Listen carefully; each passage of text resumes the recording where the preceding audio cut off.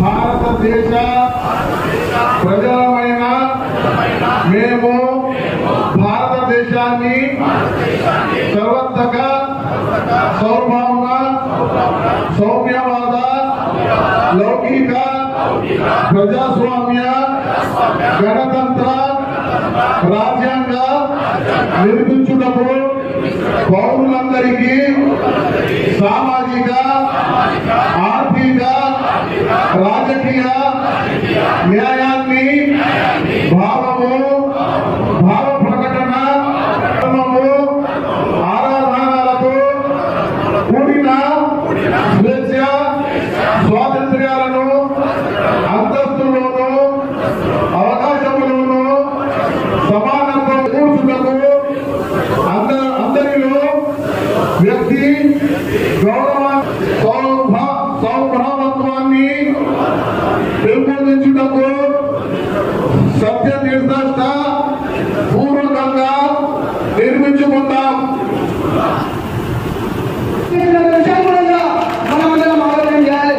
అదేవిధంగా మనకున్నటువంటి ఎమ్మెల్యే గారు మనకందరికీ తెలుసు, లేకపోయినా రాష్ట్రంలో రేవంత్ రెడ్డి మహేష్ గారు ఆధ్వర్యంలో రేవంత్ రెడ్డి గారు పిసిసి అధ్యక్షుడుగా వర్కింగ్ ప్రెసిడెంట్ మహేష్ గారి అధ్యక్షంలో మన శంకరలో పనిచేయడం జరిగింది.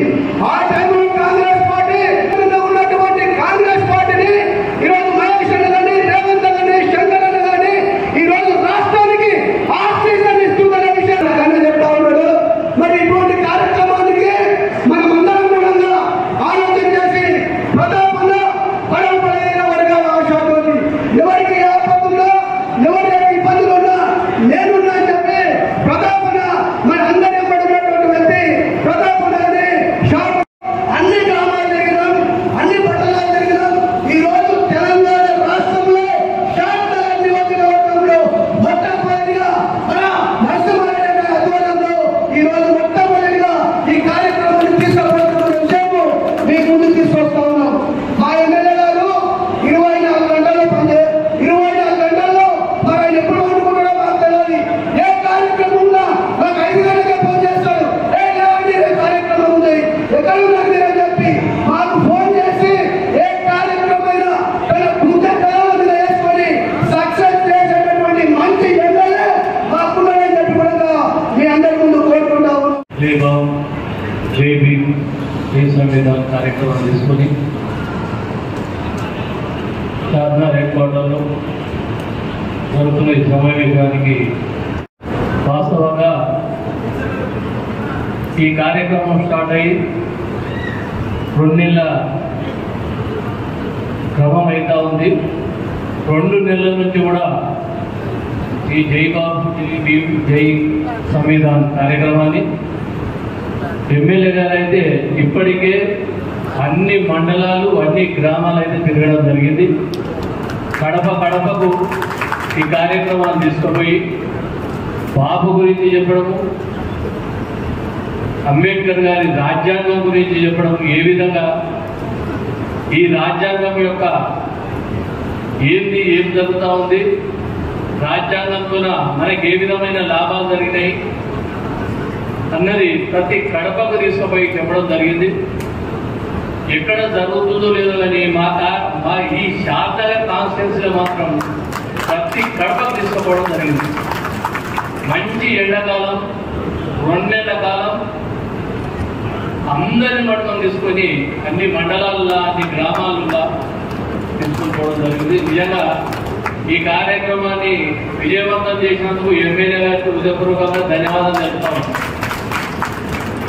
అదేవిధంగా మనకు పిసిసి అధ్యక్షుడు కూడా క్రమశిక్షణ కలిగిన పిసిసి అధ్యక్షుడు కావడం మన అదృష్టం. నిజంగా ఏ కార్యకర్త ఎవరేం చేస్తున్నారు అన్నది ప్రతి కాన్స్టిట్యున్సీలో ఆయన దగ్గర లిస్టున్నారు.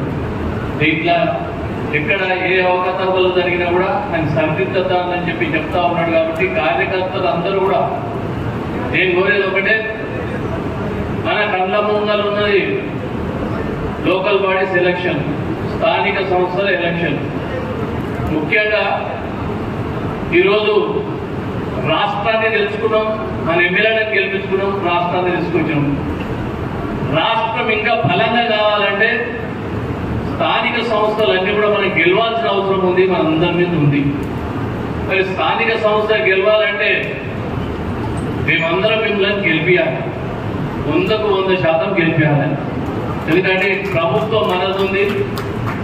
మనం ఇప్పుడు మొన్న కడప పోయినప్పుడు సమస్యలు కూడా విన్నాం. అన్ని మనం చెప్పిన 6 పథకాలు కూడా ఎంతవరకు వచ్చినాయి, ఇంకా కొన్ని రాలేదు, ఏమున్నాయి, ఎప్పటి వరకు ఇస్తాము, ఇవన్నీ చెప్పడం జరిగింది. ప్రతి కడపకి చెప్తా ఉన్నాం. మనం 10 ఏళ్ల కింద ఇచ్చిన ఇందిరమ్మ ఇల్లు తప్పించి ఒక్క ఇల్లు కూడా ఏ ఊళ్ళో కూడా ఇయ్యాలంటే వరకు ఇవ్వాలి. మళ్ళీ మనం స్టార్ట్ చేసిందే, మనం ముగ్గురు పోసిందే, మనం మళ్ళీ ఇస్తా ఉన్నాం. నిజంగా చెప్తున్నా, ఇల్లుతో ప్రతి మనిషి, ఇల్లు లేని ప్రతి మనిషి సంతోషం ఉన్నాడు.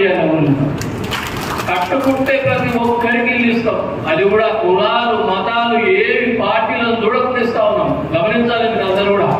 ఎవరికి కూర్చుంటే వాళ్ళకి ఇల్లు ఇవ్వాలన్నది మా ముఖ్య ఉద్దేశం, మా ఇందిరమ్మ ముఖ్య ఉద్దేశం. అది మరి ఆ విధంగా అది కూడా ఇస్తా ఉన్నాం.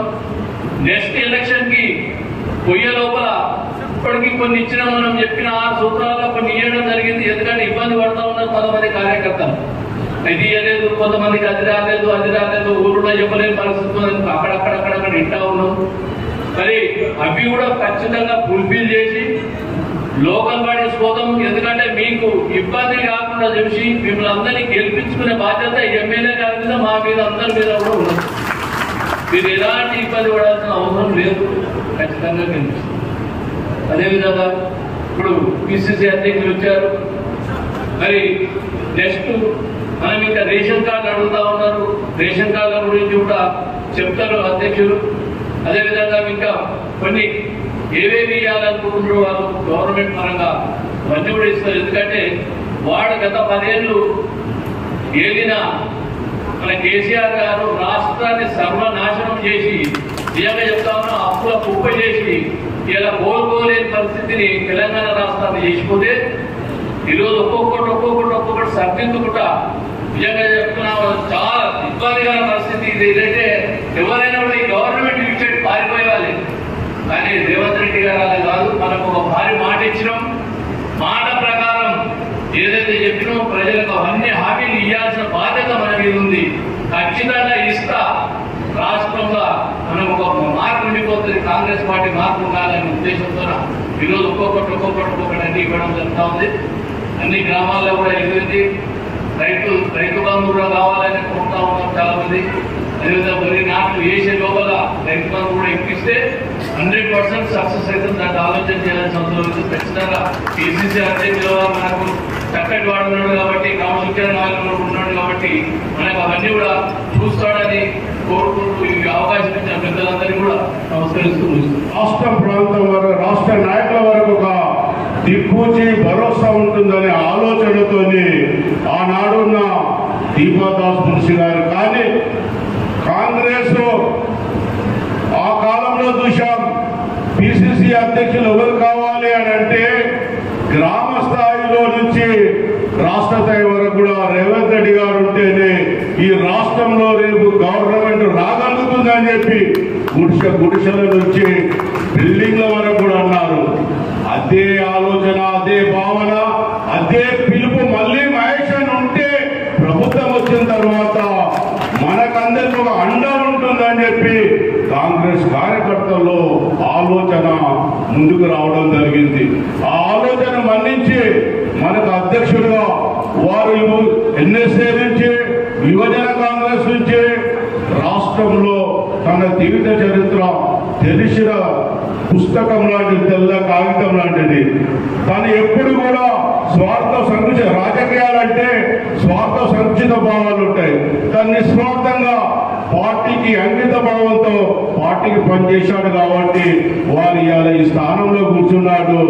ఎవరు వచ్చిన కష్టంతో, ఎవరు ఇబ్బందితో వచ్చిన గాంధీ భవన్ లో వర్కింగ్ ప్రెసిడెంట్ గా ఉన్నప్పుడు వారిని నమ్ముతూ వారికి ఒక దిక్కు చుంటుంది.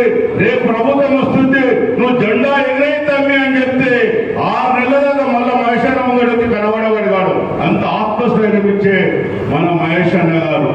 మరి ఇలా నడుస్తుంటే మన ప్రభుత్వంలో మన పెద్దలు, మన రాష్ట్ర ముఖ్యమంత్రి వర్యులు గతంలో తెలంగాణ ప్రభుత్వం 9.5 సంవత్సరాల్లో మన మిగులు బడ్జెట్ ఇస్తే అప్పుల కోటిలో పంపించాడు. ఎక్కడ చూసినా ఏ కార్పొరేషన్ లో చూసినా కోట్లాది రూపాయలు అప్పులు చేశాడు. కానీ మన ప్రియతమ నాయకుడు రాష్ట్ర ముఖ్యమంత్రులు మన మహబూబ్ నగర్ బిడ్డగా గతంలో ఉన్న ఈనాటిది తెలంగాణ రంగారెడ్డి జిల్లా అయినా మన ప్రాంతం నుంచి ఆ రోజు ఒక దళితుడికి ఒక భరోసా ఇస్తున్నాడు, ఒక రైతుకి ఒక భరోసా ఇస్తున్నాడు, ఒక సోదరికి ఒక భరోసా ఇస్తున్నాడు, ఒక నిరుద్యోగికి ఒక భరోసా ఇస్తున్నాడు, ఒక విద్యార్థికి ఒక భరోసా ఇస్తున్నాడు. ఇవాళ 18 నెలల కాలంలో నా అక్క చెల్లెళ్లకు ఎక్కడ పోయినా, గుడికి పోయినా, అత్తగారింటి పోయినా, ఎక్కడైనా పండుగకు పోయినా ఆర్టీసీ బస్సులో నవ్వుకుంటా బస్సులో వెళ్ళడం జరుగుతుంది. అంతేకాదు ఎక్కడైతే మహిళలు ఆనందంగా ఉంటారో ఆ ఇల్లు ఆనందంగా ఉంటుంది, ఆ రాష్ట్ర సుఖ సంతోషంతో ఉంటుందని చెప్పి అంతటితో ఆగకుండా వారికి 200 కరెంటు యూనిట్ ఫ్రీ ఇవ్వడం జరిగింది. అంతేకాదు మహిళా తల్లులకు 500 రూపాయలు గ్యాస్ ఇవ్వడం జరిగింది.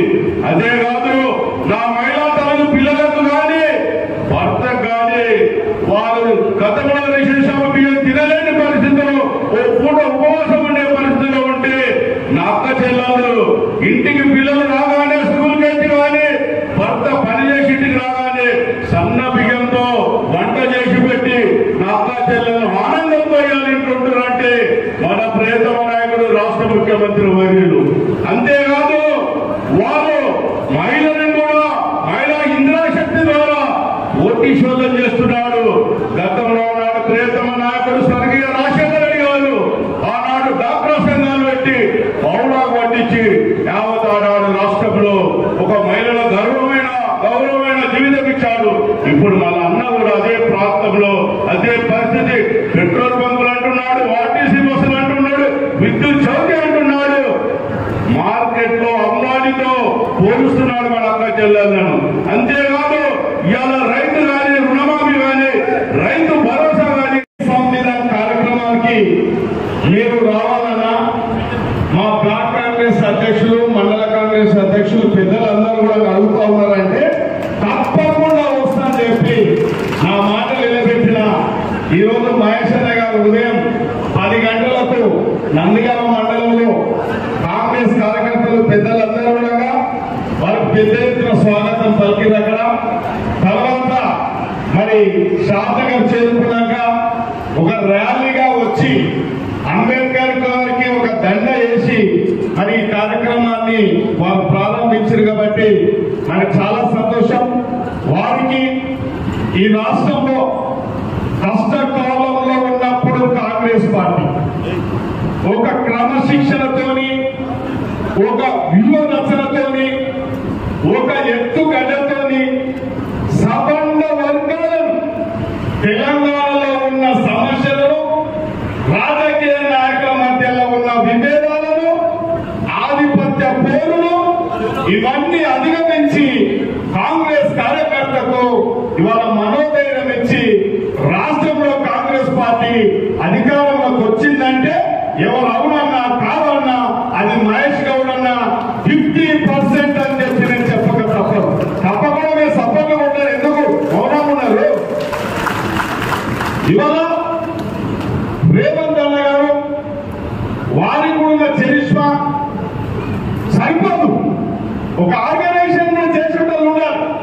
ఈ మీటింగ్ పెట్టాం, ఒక ఎమ్మెల్యే కష్టపడవచ్చు, కానీ దీనికి ఒక ఆర్గనైజేషన్ చేసే చిత్రత కలిగిన నాయకత్వం ఉంటేనే ఆ యొక్క ప్రభుత్వం ఆ పార్టీ ముందరపడుతుంది తప్ప ఇవాళ దానికి నిలువెత్తు నిజం మహేష్ గౌడ్ అని చెప్పక తప్పదు నేను చెప్తా ఉన్నా.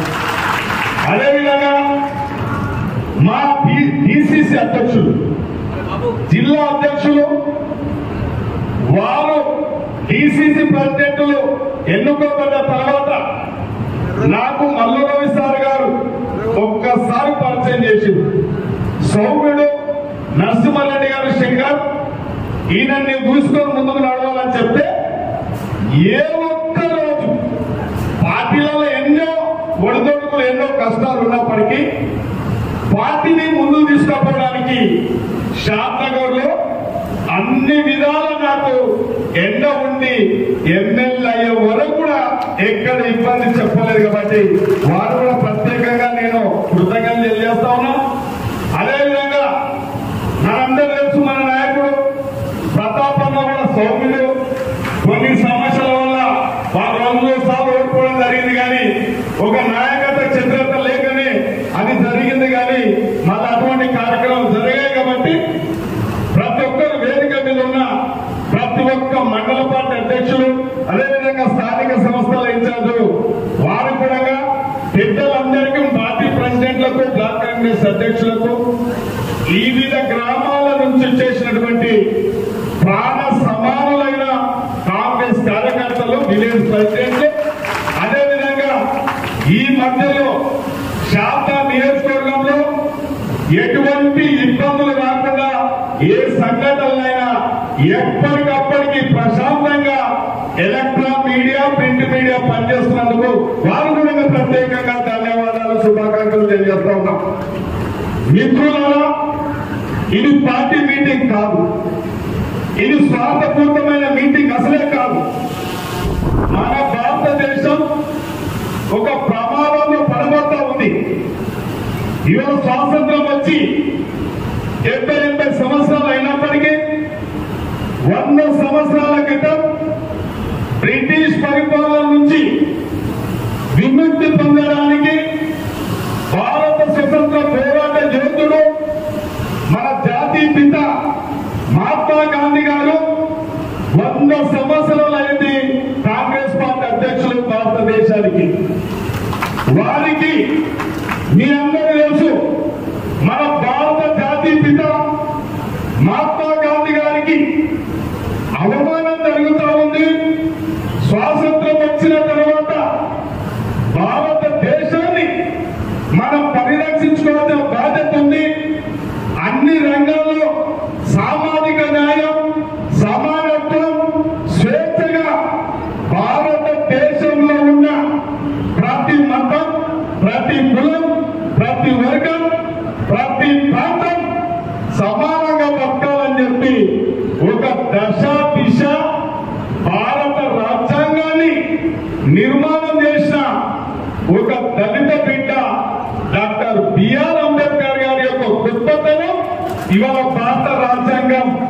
ఇవాళ సవర్ణ వర్గాలు ఇలా స్వేచ్ఛ వాయువు పీల్చుకొని సమానత్వంగా భారతదేశంలో మనం అందరం బతుకుతున్నామంటే ఒకే ఒక కారణం, ఇలా డాక్టర్ బిఆర్ అంబేద్కర్, మహాత్మా గాంధీ అని చెప్పక తప్పదు. కాబట్టి ఇలా ఒక పార్టీ, ఒక మతతత్వ పార్టీ ఈ దేశంలో మతాల మధ్యలో చిచ్చులు పెట్టి, కులాల మధ్యలో చిచ్చులు పెట్టి, ప్రాంతాల మధ్యలో చిచ్చులు పెట్టి ఒక విధ్వంసాన్ని సృష్టిస్తూ ఆర్థిక నేరగాలను భారతదేశంలో ఉన్న గుజరాతీ ఆర్థిక నేరగాలను పరిరక్షిస్తూ, రక్షిస్తూ, అండగా ఉంటూ భారతదేశ సంపదను ఇలా కొందరు వ్యక్తులకే తారతత్వం చేసి మనలందరినీ పేదరికంలో నెక్కుతున్న బీజేపీ పార్టీని ఇవాళ మనం అందరం కూడా గమనించవలసిన అవసరం ఉంది. కాబట్టి గాంధీ కుటుంబం నిస్వార్థమైన కుటుంబం, ఇవాళ ప్రాణ త్యాగం చేసిన కుటుంబం గాంధీ కుటుంబం. కాబట్టి రాహుల్ గాంధీ గారు భారతదేశం ప్రమాదానికి లెక్కబడుతుంది, రాజ్యాంగాన్ని రక్షించుకోవాలని చెప్పి ఇవాళ మల్లికార్జున ఖార్గే గారు, రాహుల్ గాంధీ గారు ఈ కార్యక్రమం తీసుకొని జై బాపు, జై భీమ్, జై సంవిధాన్ కార్యక్రమాన్ని ప్రతి పౌరుడు రాజ్యాంగాన్ని పరిరక్షించుకోవాల్సిన బాధ్యత ఇవాళ మీకు. ఇక్కడికి వచ్చినందుకు ఒక గంట సేపు, అర్ధగంట సేపు కుర్చీలేసి కూర్చోబెట్టా తిక్కవక్క తిరుగుతా ఉన్నారు. భారతదేశానికి శాసన ఎట్లా రక్షించిందనేది ఒక్కసారి మనము ప్రశ్నించుకోవాలి. ఒక్కసారి ప్రశ్నించుకుంటే మనకు స్వాతంత్రం ఎక్కువని అనుకుంటున్నారు. ఒక ప్రమాదం జరగబోతుంది. ప్రతి పౌరుని బాధ్యత కాబట్టి ఇలా రాహుల్ గాంధీ గారు భారత్ జోడో యాత్ర చేపట్టి నభవిష్యత్తు 4700 కిలోమీటర్లు పాదయాత్ర చేపట్టి వాననక ఎండనక రాత్రనక పగలనక భారత్ జోడో యాత్ర చేపట్టి భారతదేశాన్ని ఒక తాటి మీద తీసుకురావాలి, అందరికీ భరోసా ఇవ్వాలనే ఒక సంకల్పంతో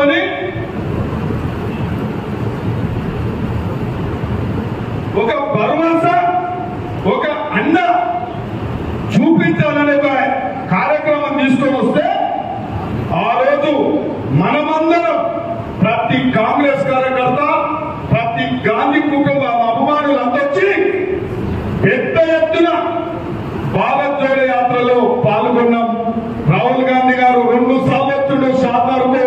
ఇది మన అందరి అదృష్టం కాబట్టి మీరు అర్థం చేసుకోవాలి. కదా నిస్వార్థమైన పార్టీ భారతదేశంలో కాంగ్రెస్ పార్టీ, స్వాతంత్రం తెచ్చిన పార్టీ కాంగ్రెస్ పార్టీ.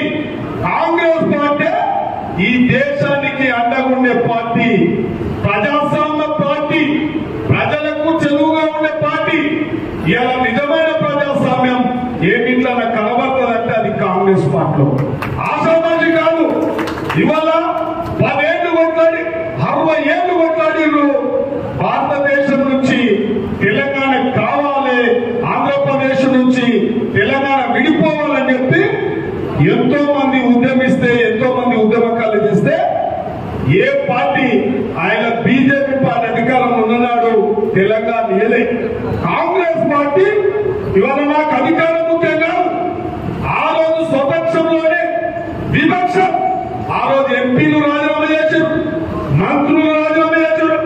మేము ప్రభుత్వం ఉంచము అంటే సోనియా గాంధీ ప్రభుత్వం వస్తుంది పోతుంది, పార్టీలు ఉంటాయి పోతాయి, ప్రజలు ముఖ్యమని చెప్పి ఆ తెలంగాణ ఇచ్చింది సోనియా గాంధీ. కాబట్టి ఇచ్చిన తెలంగాణలో ఇలా ఒక మూర్ఖుని చేతిలో ప్రజలు పెడితే 10 ఏళ్లు తాగుకుంట పాపదులో వండుకొని రాష్ట్రాన్ని అప్లకుంపజేసి సబండ వర్గాలను మోసం చేసి ఉద్యమకారులను ఊహించకుండా అజ్ఞాతవాసం పట్టించి ఇవాళ పార్టీలన్నింటినీ నాశనం చేసి ఇవాళ తెలంగాణ రాష్ట్రాన్ని ఆర్థికంగా, రాజకీయంగా, సామాజికంగా వెనుకబడేసి అప్పులకుప్ప చేస్తే ప్రజలు మళ్ళొక్కసారి కాంగ్రెస్ పార్టీకి అది అవకాశం ఇస్తే ఒక రైతు కుటుంబం నుంచి ఇవాళ ముఖ్యమంత్రిగా ఉన్న రేవంత్ రెడ్డి గారు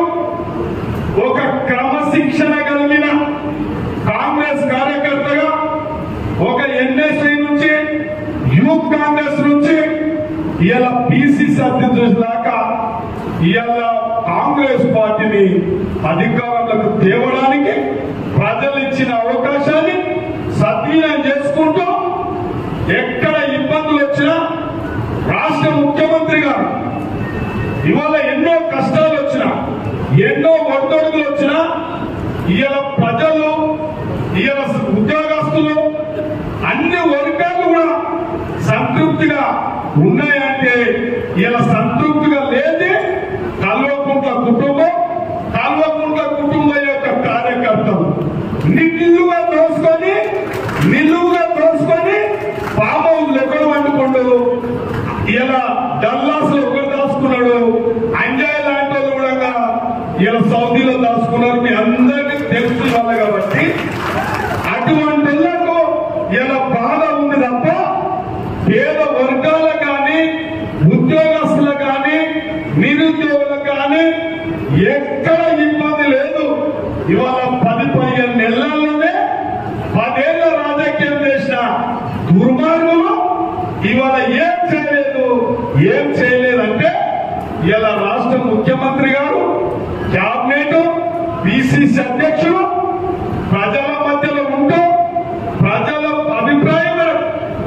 ప్రజల కోరిక మేరకు ప్రజలు ఏదడిగితే అది చేయడానికి ఇలా సాహసోపేతంగా పనిచేస్తూ ఉంటే ఇవాళ గులాబీ కండలు మెడలు వేసుకొని ఏ ఒక్క ప్రజల సహకారం లేదా ఎవరైతే దాచుకున్నాడో గులాబీ కాండాలు ఎవరైతే ఉన్నాడో వారి కార్యకర్తలే రోడ్డు మీద అరుస్తున్నారు తప్ప ప్రజల సహకారం మనకు లేదు. కాబట్టి మనమందరం కూడా కాంగ్రెస్ పార్టీ అంటేనే ప్రజాస్వామ్య పార్టీ, మనకు స్వేచ్ఛ ఉండే పార్టీ. మనకు ప్రతి కాంగ్రెస్ కార్యకర్త కూడా ఇలా నిలదీస్తాడు, అడుగుతాడు, మనలందరినీ కూడా గాడిలో పెట్టడానికి ప్రయత్నం చేస్తూ ఉంటారు. కాబట్టి ముఖ్యంగా ఇవాళ మన రాష్ట్రంలో పిసిసి అధ్యక్షుల గారు కూడా చెప్తా ఉన్నా, అన్న గ్రామాలలో మహిళలు చాలా సంతోషంగా ఉన్నారు, వారికి 4 పథకాలు వర్తిస్తా ఉన్నాయి. ఇవాళ మన రాష్ట్రంలో ఉద్యోగాలు కూడా ఇచ్చాం. ఇలా రేపు రాబోయే కాలంలో 15 ఏళ్ల కళ ఒక్క ఇల్లు అంటే ఒక ఇల్లు. షాద్నగర్లో అక్కడక్కడ డబుల్ బెడ్రూమ్ ఇల్లు కట్టింది, అవి అసంపూర్తిగా ఉన్నాయి. లైట్ లేదు, డోర్ లేదు, విండో లేదు, నీళ్లు లేవు, రోడ్డు లేవు. అది వాళ్ళ పరిస్థితి. ఏ ఒక్క లబ్ధిదారం కూడా ఇల్లు ఇయ్యాల. మన ప్రభుత్వం వచ్చిన తర్వాత ప్రతి కాంగ్రెస్ కార్యకర్తలే షాద్నగర్ నియోజకవర్గంలో ఒక ఎమ్మెల్యేగా ప్రతి పేదింటికి పోయి నేను ఇల్లు ఇస్తున్నా, నీకు రేషన్ బియ్యం ఇస్తా, రేషన్ కార్డు ఇస్తా అనే ధైర్యంతోనే ఇవాళ ప్రతి కాంగ్రెస్ కార్యకర్త ప్రతి పేదింటి మహిళకు ఒక భరోసా ఇస్తూ ఇలా ముగ్గులు వస్తా ఉన్నారంటే చాలా సంతోషంగా ప్రతి ఒక్కరూ సంతోషపడుతూ ఉన్నారు. కాబట్టి ముఖ్యంగా మీ అందరితో విజ్ఞప్తి చేస్తా ఉన్నాం. పార్టీలు వస్తూ ఉంటాయి, పోతా ఉంటాయి. ప్రతి మనిషి పనితీరు అంచనా ఉంటారు. కాబట్టి ప్రతి కాంగ్రెస్ కార్యకర్త ఇవాళ మన యొక్క దేశ అధినేత రాహుల్ గాంధీ గారు ఈ యొక్క జై బాబు, జై భీమ్, జై సంవిధాన్ కార్యక్రమం భారత రాజ్యాంగ పరిరక్షణ ప్రతి ఒక్కరి మీద, ప్రతి పౌరుని మీద, పార్టీల మీదనే కాదు, ప్రతి వ్యక్తి యొక్క బాధ్యత. మన రాజ్యాంగాన్ని పరిరక్షించుకోవాలి. కులాలకు, మతాలకు అతీతంగా ఈ యొక్క రాజ్యాంగ పరిరక్షించుకోవాల్సిన బాధ్యత మన మీద ఉంది. కాబట్టి ఇలా తెలంగాణ జై సంవిధాన్ ఇన్ఛార్జ్ వంశీ చంద్రారెడ్డి గారు మనందరికీ తెలుసు, నీతికి నిజాయితీకి మారిపోయారు. పార్టీ క్రమశిక్షణ, పార్టీ ఏం చెప్తే ఒక లక్షణ రేఖ దాటకుండా పనిచేసే వ్యక్తి వంశీ చంద్రారెడ్డి గారు. కాబట్టి వారి ఈ రాష్ట్రం యొక్క ఇన్ఛార్జ్. కాబట్టి మరి వారి ఆదేశం మేరకు మేము ప్రతి గ్రామం, ప్రతి మండలం నాకు తెలిసి 50% చేసినాం. ఇంకా 50% చేయాల్సిన బాధ్యత ఇది ఓ పార్టీ కాదు, ఓ కార్యకర్త కాదు, మన భారత రాజ్యాంగాన్ని పరిరక్షించుకోవాలి. కాబట్టి మన బాధ్యతగా ఈ కార్యక్రమాన్ని తూచా తప్పకుండా చేయవలసిందిగా పార్టీ బ్లాక్ కాంగ్రెస్ అధ్యక్షులకు, మండల పార్టీ అధ్యక్షులకు, కాంగ్రెస్ పెద్దలకు, ప్రతి ఒక్క కాంగ్రెస్ కార్యకర్తకు నేను విజ్ఞప్తి చేస్తా ఉన్నా. తప్పకుండా మన పార్టీ అధ్యక్షుల వరకు ఈ భారత రాజ్యాంగ పరిరక్షణ కార్యక్రమాన్ని పూర్తి చేయడానికి ప్రతి ఒక్కరు సహకరించాలని చెప్పి మీ అందరితో మనం చేస్తూ ముగిస్తా ఉన్నాను. ధన్యవాదాలు. చేతబూని వీళ్ళ గ్రామంలో నియోజకవర్గాల వారిగా ఈ సమావేశాలు పెట్టి భగవద్గీత, ఖురాన్, బైబిల్కి సమానమైనటువంటి రాజ్యాంగం చేతబూని మనం తిరగడానికి కారణం ఏంటి అంటే ఈ దేశ సమగ్రతకి, దేశ అఖండతకి తూర్పు కొట్టే కార్యక్రమం ప్రధాని మోడీ, అమిత్ షా చేస్తా ఉన్నారు. అధికారమే పరమావధి, అధికారం లేకుంటే బ్రతకలేమనే విధంగా కులాల మధ్య, మతాల మధ్య చిచ్చు పెట్టి వారి స్వలాభం కోసం దేశాన్ని విచ్ఛిన్నం చేస్తా ఉన్నారు. మిత్రులారా, చాలా మంది మతము కులం మాటల్లో ఉండొచ్చు. కులాలు మతాలు లేదు, భారతదేశం లేదు. కానీ కాంగ్రెస్ ఎప్పుడు కూడా మతాల మీద కులాల మీద రాజకీయం చేయలేదు. ఇలా ప్రధానమంత్రిగా 2 మార్లు గెలిచి కూడా 10 ఏళ్లలో దేశానికి ఏం చేశారో చెప్పలేని స్థితిలో ఉన్నాడు. అందుకే మళ్ళీ మతం పేరిట హిందూ ముస్లింల జగడ పేరిట ఓట్లాడినాడు. 3వసారి కూడా 400 సీట్లు వస్తాయని భ్రమ పలికాడు. ప్రజలు తగిన బుద్ధి చెప్పారు, అయినా మారలే. యావత్ ఈ రాజ్యాంగాన్ని రచించిన మనందరి పూజ్యుడు అంబేద్కర్ గురించి సాక్షాత్తు పార్లమెంట్ లో ఆయన ఎంత నీచంగా మాట్లాడినాడో మనందరికీ తెలుసు. అలా మాట్లాడడానికి కారణం ఈ రాజ్యాంగం మన దేశంలో యావత్ ప్రపంచం గుర్తించి గౌరవిస్తున్నటువంటి మన రాజ్యాంగాన్ని సమూలంగా మార్చాలని, దీంట్లో ఉన్న పేజీలన్నీ తిరగ రాయాలని, తద్వారా మనువాద రాజ్యాంగాన్ని రచించుకోవాలని కుటిల ప్రయత్నం మోడీ గారు, అమిత్ షా గారు చేస్తా ఉన్నారు. బాధ్యత గల పదవిలో ఉన్నారు. ఒకరు ప్రధానమంత్రి, ఒకటి హోంమంత్రి. వారి బాధ్యతని సమగ్రంగా సమర్థవంతంగా నిర్వహించట్లేదు. ప్రధానమంత్రి హోదాలో ఉన్నటువంటి వ్యక్తి మధ్యాహ్నం మధ్య చిచ్చుపెట్టే విధంగా మాట్లాడుతూ ఉన్నారు. ఈ దేశాన్ని రక్షించాల్సినటువంటి బాధ్యతలు ఉన్న హోంమంత్రి దేశంలో విచ్ఛిన్నకర శక్తుల్ని ప్రోత్సహిస్తూ ఉన్నారు. అందుకే మతాల పేరిట ఈ దేశాన్ని సర్వనాశనం చేయాలని చేస్తున్న ప్రయత్నం దాన్ని తిప్పికొట్టే విధంగా ఖర్గే గారు, సోనియా గాంధీ గారు, రాహుల్ గాంధీ గారు ఇచ్చిన పిలుపు మేరకు ఇలా జై బాబు, జై భీమ్, జై సంవిధాన్ కార్యక్రమాల్ని వాడలా ఈ రాష్ట్రంలో, ఈ దేశంలో ప్రతి చోట నిర్వహిస్తా ఉన్నాం. కారణం మనం దేశ పౌరులం. మన దేశాన్ని మనమే రక్షించుకోవాలి. మనం సురక్షితంగా ఉండాలంటే ఈ రాజ్యాంగం సురక్షితంగా ఉండాలి, ఈ రాజ్యాంగం భద్రంగా ఉండాలి. దాంట్లో భాగంగానే ఇవాళ జై బాబు, జై భీమ్, జై సంవిధాన్ కార్యక్రమాల్ని మనం నిర్వహిస్తా ఉన్నాం. ఇలా శాస్త్రనగర్ అంటే మాకు ఒక భరోసా, శంకరయ్య అంటే మాకు ఒక భరోసా.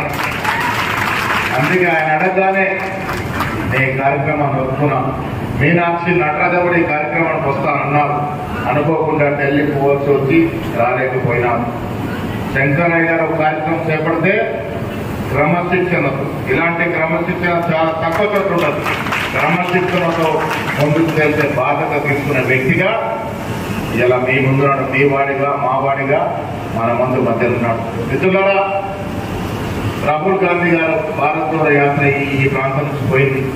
మనందరూ కూడా వారితో కాలు కలిపి చేతి కలిపి నడిచే అవకాశం దొరికింది. ఆ భారత్ జోడో రాహుల్ గాంధీ చేసిన తీరు ఊరికే పాదయాత్ర కాదు. రాహుల్ గాంధీ గారు ఆ భారత్ జోడో యాత్రలో దేశాన్ని, భారతదేశాన్ని భౌగోళికంగా, సామాజికంగా, రాజకీయంగా చదవగలిగినాడు. సమస్యల్ని అర్థం చేసుకోగలిగినాడు. వినతులు విన్నాడు.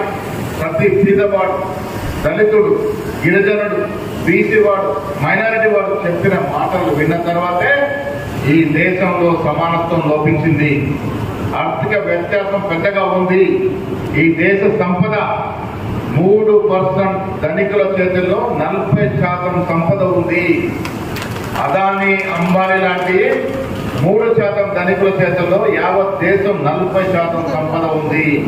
కింద ఉన్న మనం బడుగులో 50% చేతుల్లో కేవలం 3% సంపద మాత్రమే ఉంది. అంటే ఎంత వ్యత్యాసం ఉందో మనం ఒకసారి అర్థం చేసుకోవాలి. ఈ దేశానికి ఇంత ఆర్థిక వ్యత్యాసం మంచిది కాదని ఆలోచించిన రాహుల్ గాంధీ కుల సర్వేకి శ్రీకారం చుట్టాడు. ఈ దేశంలో ఎవరు ఎంత జనాభా ఉంటే వారికి అంత ప్రభుత్వ ఫలాలు అందాలనే కార్యక్రమంలో భాగంగానే కుల సర్వేకి శ్రీకారం చుట్టాడు. మన ముఖ్యమంత్రి రేవంత్ రెడ్డి గారు ఒక రెడ్డి అయి ఉండి కూడా రాహుల్ గాంధీ గారి ఆశయాన్ని పరిపూర్ణంగా ముందుకు తీసుకెళ్తూ కుల సర్వే చేసి ఈ రాష్ట్రంలో ఎవరు ఎంత జనాభా ఉన్నారో తేల్చి చెప్పినాడు. అదే కాకుండా 42% రిజర్వేషన్ ఇస్తూ 2 బిల్లు ప్రవేశపెట్టగలిగినారు.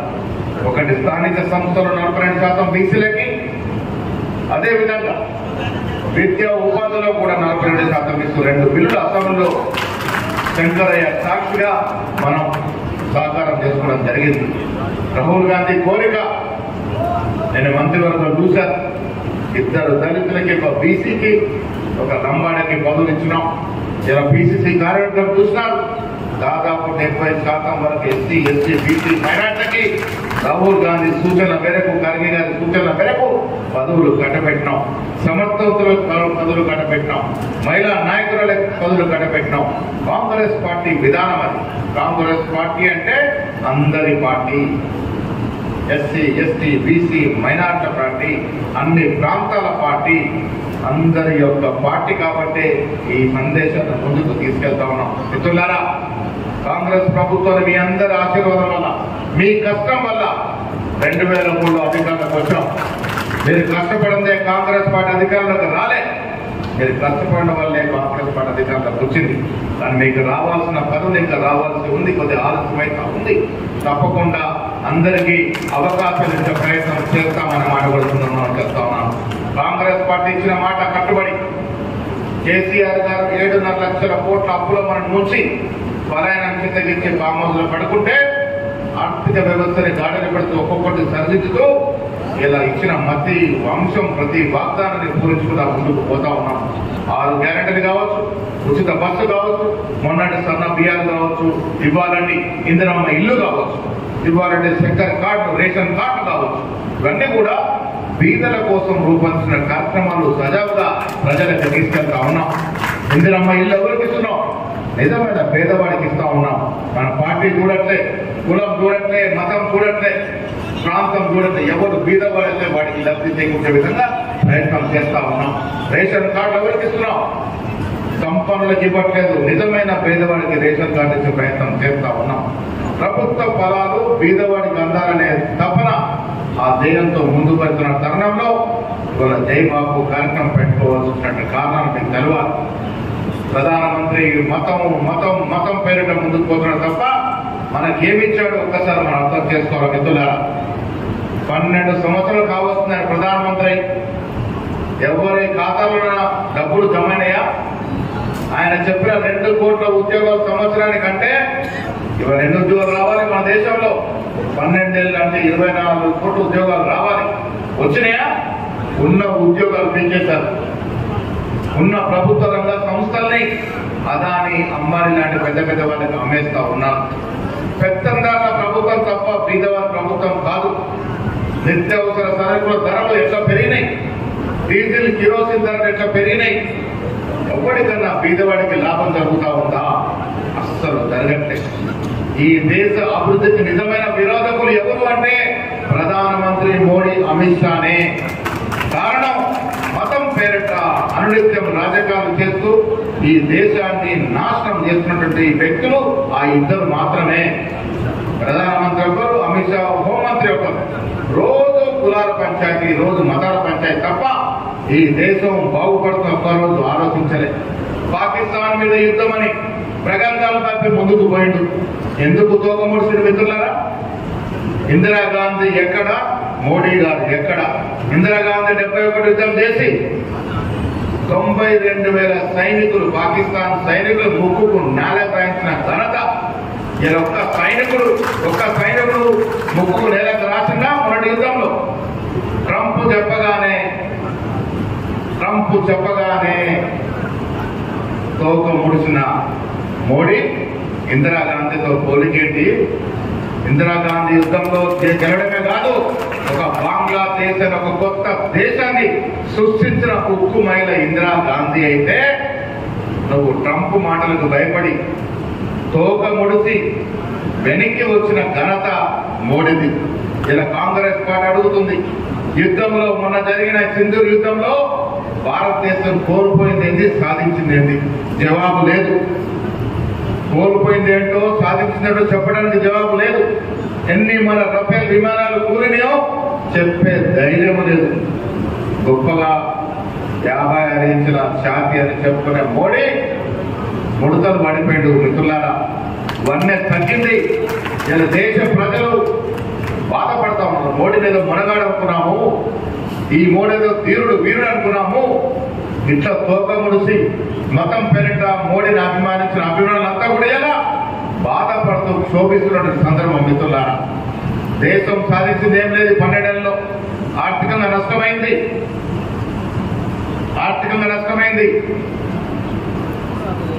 బోర్డర్ మీద మన సైనికులు చస్తా ఉన్నారు. ఇలాంటి సందర్భంలో మనంగా దేశాన్ని కాపాడాల్సిన అవసరం ఉంది. ఈ దేశాన్ని సమైక్యంగా అఖండంగా ఉంచుకోవాలి. కాబట్టే ప్రజల్ని చైతన్యవంతం చేసే విధంగా ఈ జై బాపు, జై భీమ్, జై సంవిధాన్ కార్యక్రమాలు చేస్తా ఉన్నాం. మిత్రులను మీరు అర్థం చేసుకోవాలి. మోడీ గారి యొక్క యాత తపన అంత ప్రధానమంత్రి పదవి తప్ప దేశం మీద మోజు లేదు, దేశం మీద ప్రేమ లేదు. దేశం మీద ప్రేమ ఉన్న ఏ ప్రధానమంత్రి కూడా ఈ దేశం కోసం విచ్ఛిన్నం చేసే ప్రయత్నాలు చేయడు. ప్రతిసారి యుద్ధం పేరు చెప్పి, ప్రతిసారి మతం పేరు చెప్పి ఎన్నికలు గెలవాలన్న ప్రయత్నం. మహారాష్ట్రలో రిగింగ్ చేసి, అధికారుల భయభ్రాంతులు చేసి, ఎలక్షన్ కమిషన్ ని వాడుకున్న నీచమైన సంస్కృతిని ఇలా కేంద్ర ప్రభుత్వం బీజేపీ తీసుకొస్తా ఉంది. ఇలా కిషన్ రెడ్డి గారు ఉన్నారు, మంత్రి బండి సంజయ్ గారు ఉన్నారు. ఏ మేరకు పెడుతున్నారు? రాష్ట్రానికి 800 ఎంపీలు ఉన్నాయి. ఏమన్నా తెచ్చిండ్రా? మన బడ్జెట్ ₹1 అదనంగా తెచ్చిండ్రా? 0. సిగ్గుతో కరవచ్చుకోవాల్సిన విషయం. 0 బడ్జెట్ తీసుకున్నట్టు సందర్భం. రాష్ట్రం కోసం ఏం చేయరు, దేశం కోసం ఏం చేయరు. కానీ ఎప్పుడు ఎన్నికలు వస్తే అప్పుడు హిందూ ముస్లిం, మరి హిందువులు ముస్లింలు ఈ దేశంలో భాగం నాయనా, అది మర్చిపోయి హిందూ ముస్లింల పేరు పెట్టి ఓట్లు దండుకొని మళ్ళీ పదవిలో ఉండాలనే ఆకాంక్ష, ఆశ, దురాశ తప్ప దేశం కోసం ఏం చేసింది లేదు. మిత్రులారా, ఈ సంవిధానం, ఈ రాజ్యాంగం మనం పరిశీలించుకోవాలి. రాష్ట్రంలో రేవంత్ రెడ్డి ముఖ్యమంత్రిగా, డిప్యూటీ ముఖ్యమంత్రి బట్టి మంత్రులు, ఎమ్మెల్యేలంతా కూడా నిత్యం ఈ రాష్ట్ర ప్రజలకు కావాల్సిన అభివృద్ధి, సంక్షేమం దృష్టి పెట్టి ముందుకు పోతా ఉన్నారు. సంక్షేమ ఫలాలు ఇస్తా ఉన్నారు.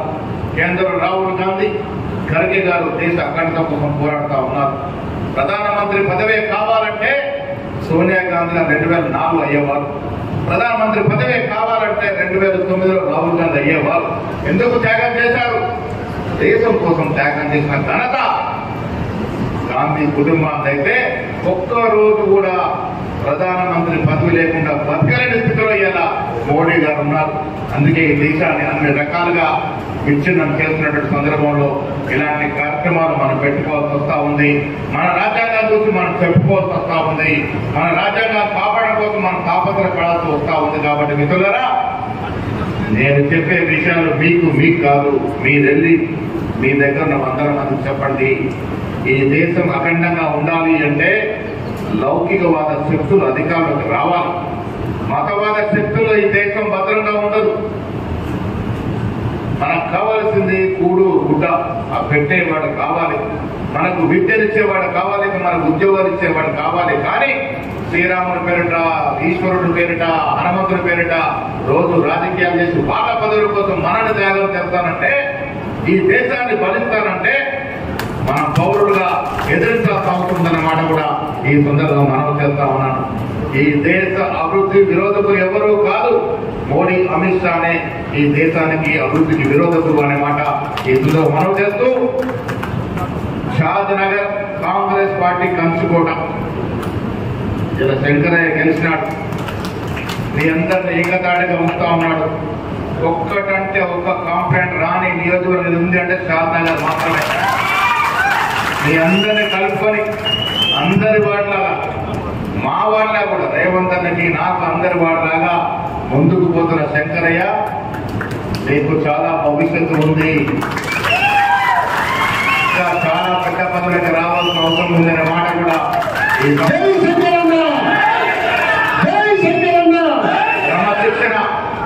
క్రమశిక్షణ కష్టపడే తత్వం ఉన్న నాయకులు ఎప్పుడైనా రాణిస్తారు.